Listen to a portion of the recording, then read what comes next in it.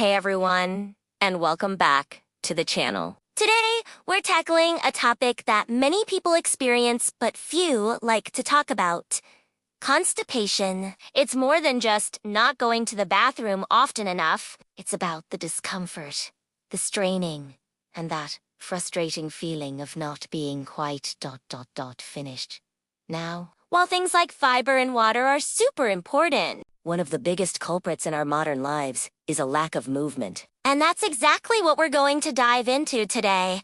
A complete science-backed guide to using physical activity to get your system moving again. We'll cover everything from simple exercises to ancient practices, all to help you find natural relief. First, let's understand the why. How does moving your body actually get your bowels moving? It's not just one thing. It's a team effort happening inside you. The most direct benefit is speeding up what scientists call colonic transit time.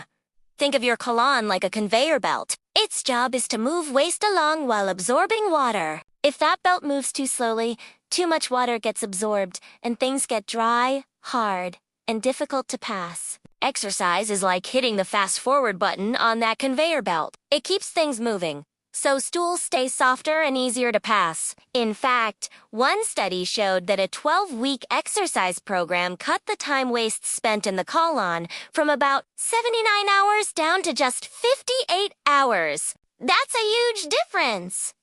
Next up is intestinal motility. Your intestines have muscles that contract in a wave-like motion, called peristalsis, to push contents forward. Exercise is a fantastic way to wake these muscles up. When you do aerobic exercise, like going for a brisk walk or a swim, your heart rate and breathing increase. This whole body activation sends a signal to your intestinal muscles, encouraging them to contract more strongly and regularly. Then there's the mechanical effect. Activities with a bit of impact, like jogging or even just jumping jacks, literally jiggle your insides. This gentle physical vibration acts as a direct nudge to your intestines, helping to stimulate those peristaltic waves. So, that bouncing motion is actually helping to shake things loose. Now, this next part is really interesting. Blood flow. During exercise, your body is smart. It redirects blood away from your digestive system and sends it to your working muscles. You might think that's a bad thing, but this temporary drop in blood flow to the gut is actually thought to be one of the reasons exercise can trigger the urge to go. It's why some long-distance runners get what they call runner's tummy. Of course, we're not aiming for that extreme, but in the long run, regular, moderate exercise actually improves overall blood circulation to your gut when you're resting. This brings more oxygen and nutrients to your digestive system, supporting its overall health for the long haul. We also have to talk about the powerful connection between your brain and your gut, known as the gut-brain axis. Have you ever felt butterflies in your stomach when you're nervous? That's the gut-brain axis in action. Stress is a major trigger for constipation for many people. Exercise is one of the best stress busters out there. It lowers stress hormones like cortisol and calms your nervous system. When your brain is less stressed, it sends calming signals to your gut, which can directly help relax and regulate your digestive function.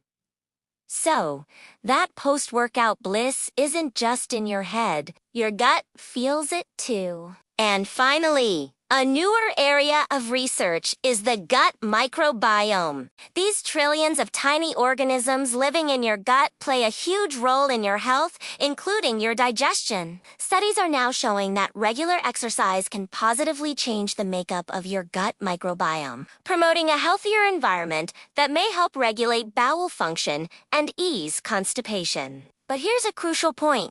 It's all about balance. The goal is just right movement. Think of it like Goldilocks nut, too little, not too much. Research consistently shows that mild to moderate intensity exercise is the sweet spot for getting your colon moving. Going too hard for too long, like training for an ultramarathon, can actually have the opposite effect. The extreme stress and blood flow reduction can shut down digestion and make things worse. This means consistency is far more important than intensity. A daily 30-minute walk is much better for constipation than one grueling high-intensity workout once a week. So, what have we learned? Exercise isn't just one magic bullet. It works through multiple pathways at once, speeding up transit time, strengthening muscle contractions, managing blood flow, reducing stress, and even improving your gut microbiome. Because of this, a well-rounded routine that includes different types of movement like walking, some core exercises, and maybe some yoga is likely to be the most effective strategy. Thanks so much for watching! I hope this deep dive into the science behind movement and digestion empowers you to take the next step toward feeling better. If you found this helpful, please give it a thumbs up and don't forget to subscribe for more practical health and wellness tips. See you in the next video.